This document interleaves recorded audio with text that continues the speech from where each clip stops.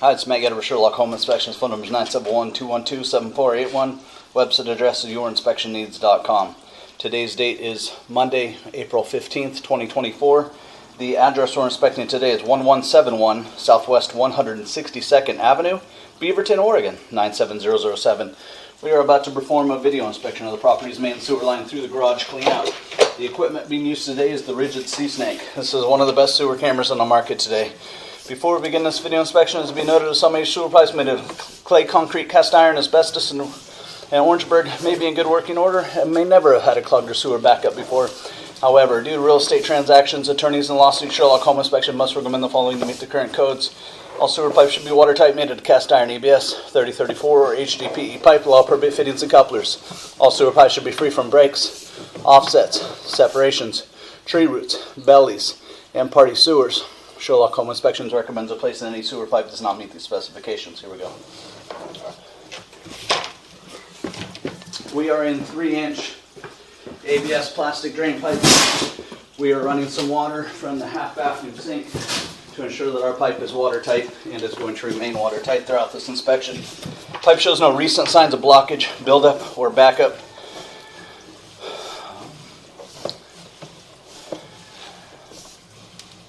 No signs of issues.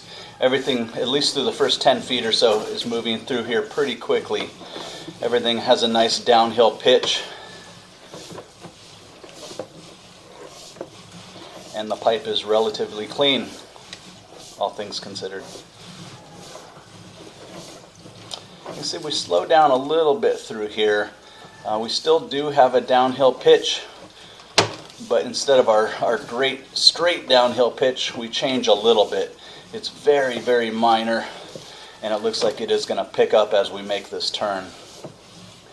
As we make the turn, it does pick back up, and we get into a pitch. But a little bit of a marginal pitch through there. You can see everything was flying through up until this point.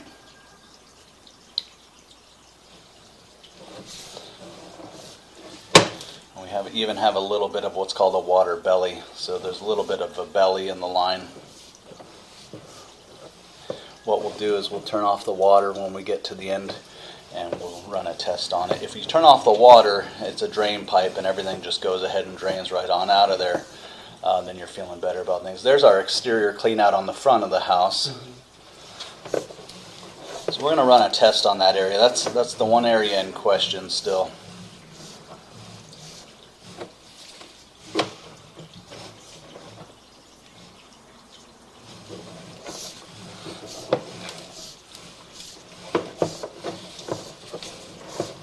We're going to transition here. So this signifies a few things. So at 28 feet, this signifies transitioning pipe size. So we're going from 3-inch pipe into 4-inch pipe. Signifies transitioning pipe materials. We're going from ABS plastic into 3034 plastic. And then lastly, we're transitioning into a branch off the city lateral piping. And even though we enter into city lateral piping, technically all of this will be by your owner responsibility throughout the entire length, start to finish. This is the most common area where we see problems. It looks like today they did very good. Nice smooth transition into the larger piping.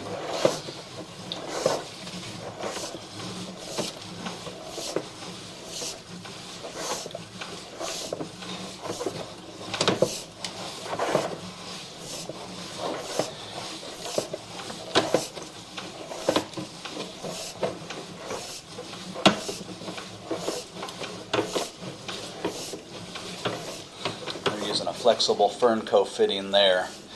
It's a flexible joint. Looks to be in working condition.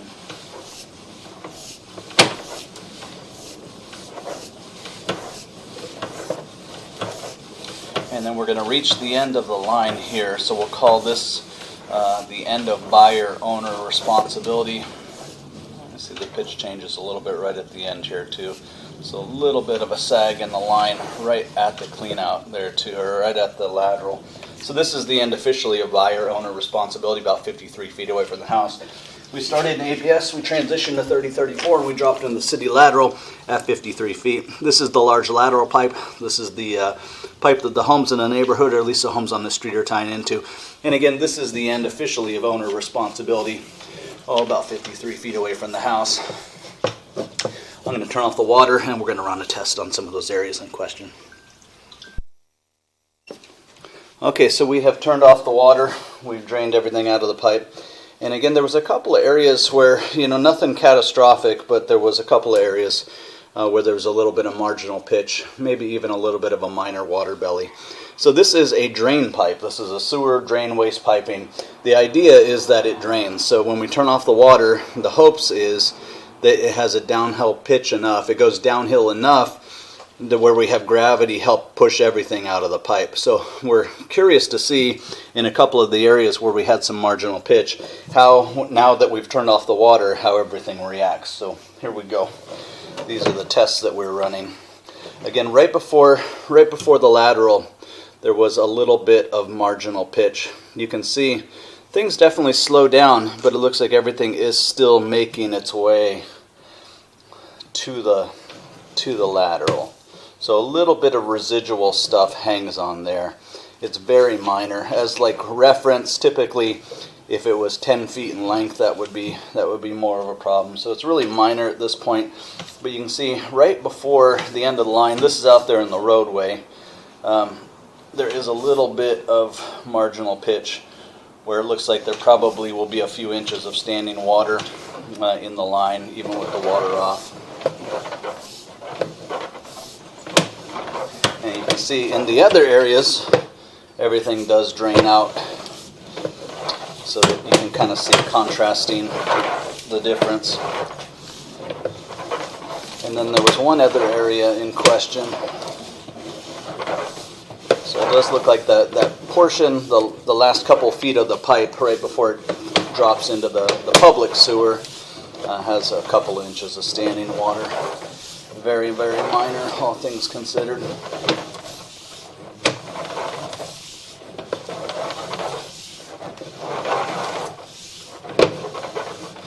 And this is kind of what we're hoping for. So again, you turn off the water and everything just makes its way through the pipe. So for the most part, the vast majority of the sewer piping is flowing very nicely.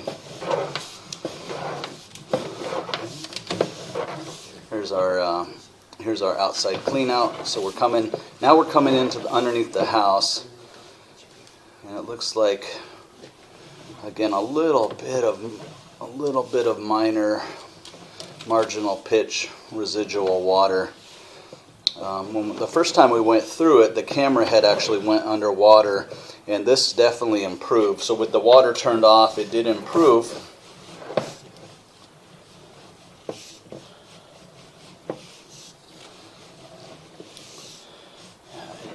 It did improve. So the camera head no longer goes underwater. So there was some improvement there. But it does look like we've got this little area right before the clean out outside. So unfortunately, this is under the concrete slab in the basement. So there's carpeting in the basement area. So it is an area where if a drain repair technician decided that a repair ever needed to be made, unfortunately it is under the house, under the concrete. And again, the vast majority of the line is draining really, really good. So again, with the water off, that one area, and again, it's really minor. Typically, like I said, 10 feet of standing water is kind of a concern. So this is very minor. Maybe just strictly as a precaution before closing, it would be recommended to pass the video and the report on to a drain repair specialist to see if he deems the pipe needs to be repitched in this area, resloped in this area. But again, for what we see on an everyday basis, this is very, very minor.